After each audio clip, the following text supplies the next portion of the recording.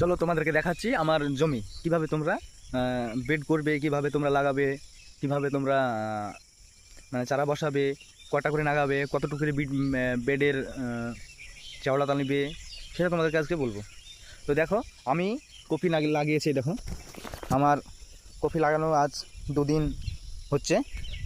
দুদিন হয়ে যাওয়ার পরে দেখো আমার কপির অবস্থা মোটামুটি সব গাছ জ্বর ছেড়ে দিয়েছে। তোমাদেরকে দেখাতে চাইছি, তোমরা দেখো। এই দেখো কপি এবার আমার বেশি নেই, 12 শতক মতো আছে, বেশি লাগানো হয়নি, জমির অসুবিধা, জমিতে পাটাসের জন্য। তো এই দেখো আমার চারা জ্বর ছেড়ে দিয়েছে, চারা সব দাঁড়িয়ে গেছে, তোমরা দেখতে পাচ্ছ যশ। তো তোমরা যদি এইভাবে চাষ করতে চাও তাহলে আমার দেখানো পদ্ধতিতে চাষ করো, ইনশাল্লাহ তোমরা লাভবান হবা।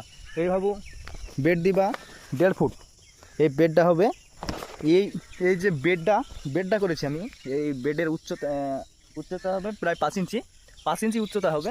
আর এটা হবে তোমার 1 হাত 6 আঙ্গুল কিংবা 8 আঙ্গুল, 1 হাত 8 আঙ্গুল দিলে বেস্ট। ঠিক আছে, 1 হাত 8 আঙ্গুল তোমরা দিলে পরে বেস্ট হবে। আর দেখতে পাচ্ছ এইভাবে তোমরা ড্রেন করে দিবে। এই ড্রেনটাই যেন পানিটা উপরে যেন জমে না যায়, গাছের গোড়ায় জমে যদি না যায় তাহলে গাছটা পচবে না আর গাছটা ভালো থাকবে। আর ড্রেনটা যদি থাকে, ড্রেনের মাধ্যমে বর্ষায় যদি পানি হয়, পানির জোর বৃষ্টি যদি পানি হয় তাহলে পানি থাকবে না। এই দেখো আমার ড্রেন করা আছে, এই ড্রেন দিয়ে পানি সব গড়ে নিচে অন্য জমিতে চলে যাবে।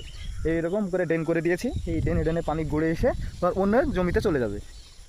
এক কথায় ঢালু জমি হলে ভালো হয়, ঢালু জমি হলে পরে এক ঢালুতে থাকলে পরে অসুবিধা নেই, বেড করে দিলে পরে আরামসে পানি নেমে চলে যাবে গড়ে।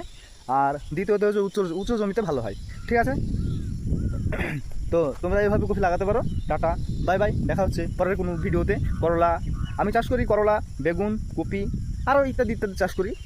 তো তোমরা যদি আমার সাথে থাকো তাহলে ইনশাল্লাহ তোমাদেরকে আমি আরও নতুন নতুন পদ্ধতিতে কী করতে হবে না করতে হবে সেটা তোমাদেরকে বলে দেবো। ফার্স্ট ভিডিও পাবে আমার কাছে ইনশাল্লাহ। Bye bye, tata, bye bye, দেখা হচ্ছে নেক্সট ভিডিওতে।